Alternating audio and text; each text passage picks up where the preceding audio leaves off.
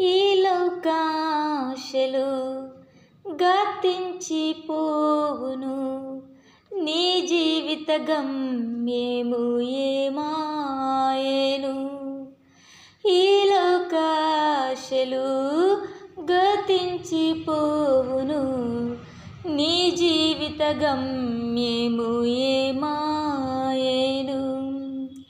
Calvary సిలువలో ఆయన ప్రేమను ఇకనైనా గుర్తించవా?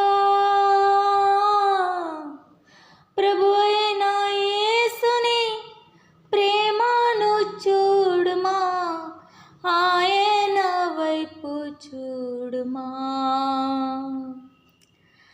ఆయన వైపు చూడుమా.